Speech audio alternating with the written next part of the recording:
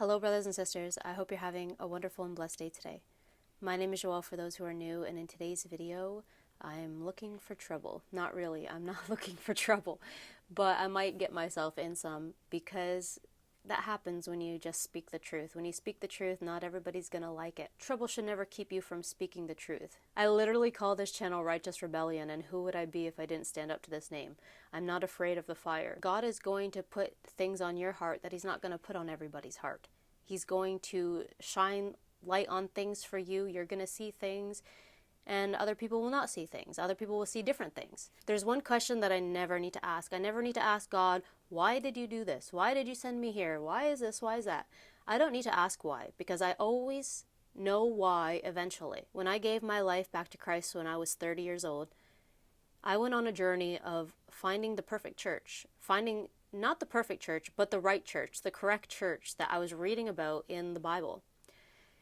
And I got to see literally every church from Protestant all the way to the Catholic Church where I am now. I believe that the Catholic Church is the true church. And when I made peace with that, my first thought was, wow, all roads really do lead to Rome. But does that mean Rome is perfect? No. And in this video, I want to talk about the one thing that I think as Catholics we could be doing that would really help our church. That would really help our church. There are people fleeing from this church, left, right, and center. There's people coming, but there's more people going. And as a Catholic, I feel like I can speak about this and I'm allowed to speak about it. You know, and I might get backlash for it. So what? Here's one cheek, here's the other cheek. It doesn't matter. I am not going to compromise on Christ. He deserves all of our praise, all of our worship, all of our reverence. He deserves it all. And I think it is lacking in the church during service. Okay, I believe that I don't see the reverence. And one of the reasons why I think I can see this contrast so vividly is because before I came to the Catholic Church, I was in the Orthodox Church. And in the Orthodox Church, there's a very different culture when it comes to the liturgy, when it comes to their Mass, okay? We call it Mass, they call it a liturgy. In the Orthodox Church, the liturgy is taken very seriously by everybody. I'll give you an example. During the liturgy in the Orthodox Church, you are standing most of the time, and it's literally like almost 3 hours long. You're standing the whole time. And you're definitely standing at the most important parts. When I was in the Orthodox Church, my daughter was very, very young. And she would be all over the floor, just playing with everything, getting into dangerous things, electrical sockets, just whatever it is she could find and touch. There was fans because there was no AC in the church. So she was taking the fans, trying to pull them down, and like just doing all kinds of things that I definitely didn't want her to do. It was very distracting. And tiring. I had to get up and get down and get up and get down like a million times. And I've been struggling with my health for the last 6 years, especially fatigue. And so it was very tiring for me. And one day in particular, she was really just getting into everything.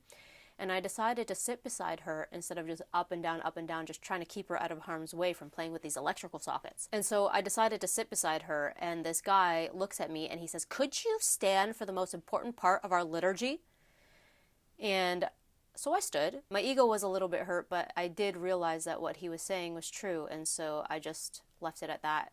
Later on that day, my priest sent me an email telling me the times that I'm supposed to stand and the times I'm supposed to sit, or the times that I'm allowed to sit, I should say. And so as you can see, you're really kept on your toes in the Orthodox Church. You're not going to find this in the Catholic Church. Nobody's going to tell you when to stand and when to sit. There are times when you're supposed to stand and there are times when you're supposed to sit, but nobody, including the priest, is going to tell you that you were sitting at the wrong time. Now, there are going to be some people who hear me talk about my experience in the Orthodox Church and think, well, that was a little extreme, but I don't find that extreme. I find it appropriate. When you're dealing with a church that has been holding on to tradition for the last 2,000 years, they are able to hold on to it because they care. They are able to hold on to it because they have a fear of God. They're able to hold on to it because they don't want to lose it. And I think that that is so important. They don't want to lose the reverence, they don't want to lose the tradition, they don't want to lose their faith. And there is a laxity in the Catholic Church. There's a laxity there. We don't do that. We don't do stuff like that. I've been in the Catholic Church and I literally heard somebody laughing and talking the whole Mass. And I'm sorry to say, but I was a person that was like, I was the person that looked at him, and there was like a fight brewing, and I thought my husband and him were about to take it outside, because I was just not having it. Like, what are you doing laughing and talking the whole mass? I don't care. Like, I don't care. I'm not going to just allow somebody to disrespect the mass like that. Nobody else was saying anything. I'm not. I'm a little bit different. I'm going to say something. I don't care. And yeah, I thought my husband was gonna have to fight. But luckily he didn't have to fight. Another example is the way we dress for church. In the Orthodox Church, there are no pants on women. I've never, at least in the parish that I was in, there was no pants on women. Every woman had their head covered. They were in skirts, dresses, and every woman had their head covered. In the Catholic Church, this is crazy, but when me and my family were looking for a Catholic church, when we decided we were going to go into the Catholic Church, we went to this one church, and I left that church saying I'm absolutely never going back there. And the reason why is because there was cleavage, old and young alike, just hanging out, okay? Multiple just hanging out in church during Mass. And I just said, absolutely not. I want to do my best to keep my eyes to myself, but it's next to impossible, okay? That is so hard to miss. You're just walking in church and bam, just, oh my gosh, just really take you back. And also there's just women in pants everywhere. And that doesn't matter what Catholic church you go to. You rarely see skirts and dresses. And when I first got into the Catholic Church, this really bothered me, even more so than now. Like, I've kind of accepted it now. But at first, this really bothered me.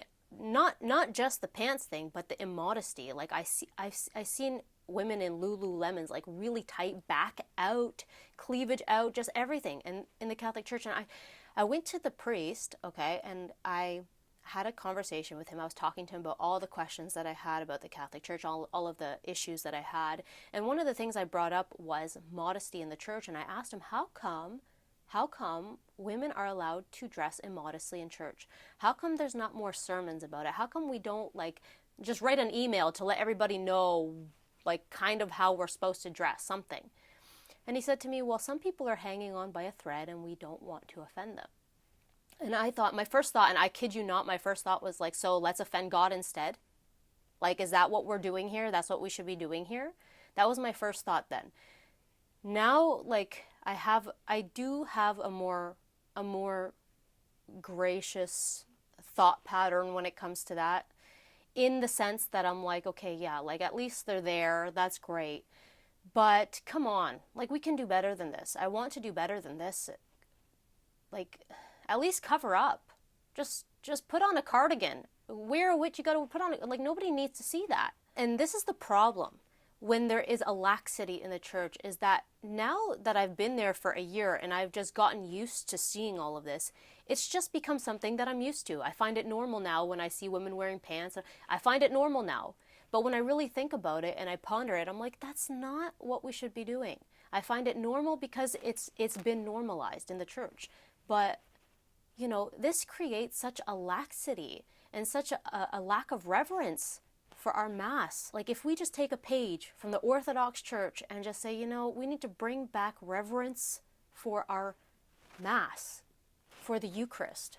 We need to bring reverence back. We need to fear God.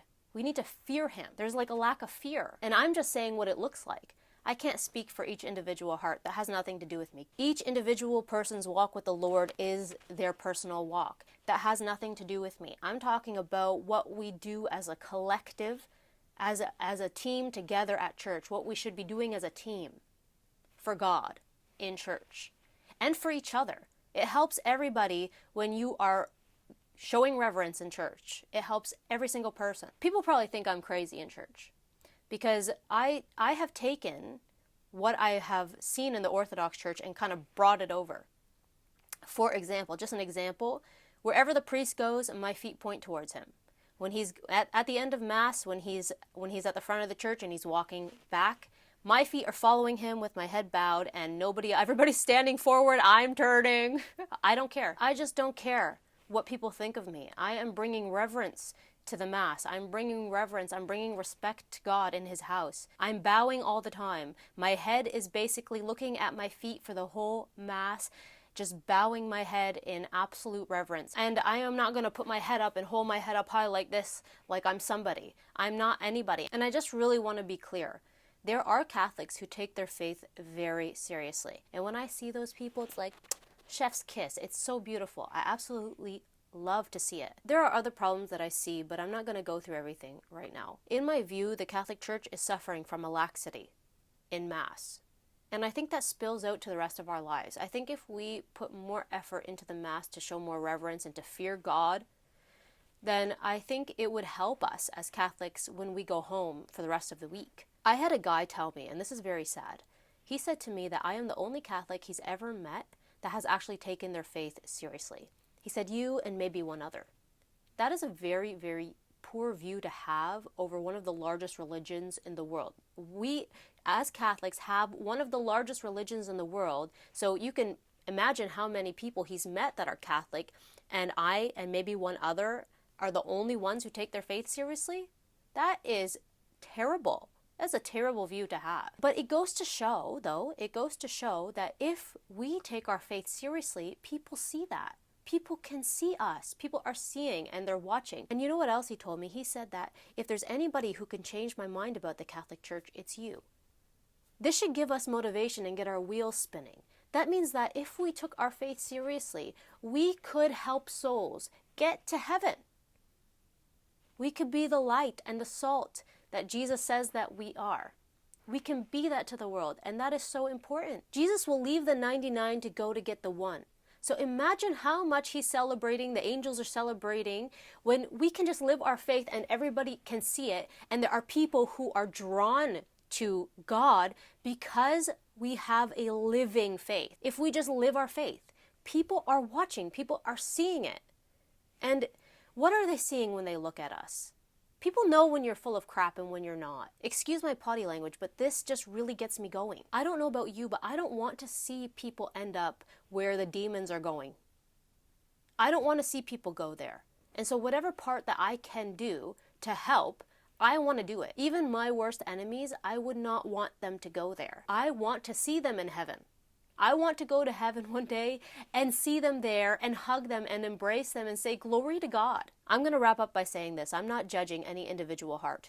Every single person's walk with the Lord is their personal walk. It has nothing to do with me. However, what we do as a collective in church very much so has to do with all of us. And I think that we can do a better job at showing reverence in church, at developing a culture that takes their faith so seriously that their love for God is just absolutely on fire and everybody can see it. And it's not so everybody can see it to look at us and say, wow, look how great they are. Absolutely not. It's so everybody can see how good God is. Because why would we be worshiping like that unless we believe that God is so amazing? If we believe that God is who He is, that He is a king, He deserves our reverence in church and out of church. But if we're in church, in His house, and we're not even showing fear there, like, what are we doing? Anyway, this video is probably going to get me in hot water. Maybe I'll have enemies at the end of this. Let it be. What would I really be doing if I have a voice and a way to speak it, and yet I stay quiet about the things that I see that I know could be so much better? I'm not going to be quiet about it. Not when it comes to my Lord. I get very angry, okay, when it comes to the disrespect to God. I don't care who you are. You could be my husband, you could be my kids, you could be my best friend. If I even sniff a little bit of disrespect towards Jesus Christ, I'm not having it. It's just one place that I'm not willing to compromise. And at the end of the day, I really don't care if I have friends or not. I think God has given me the life He's given me so that I could develop the thick skin that I have in order to say the things that I see without any care. So glory to God, and I hope you guys have a wonderful and blessed day, and I'll see you guys again next time. Bye for now.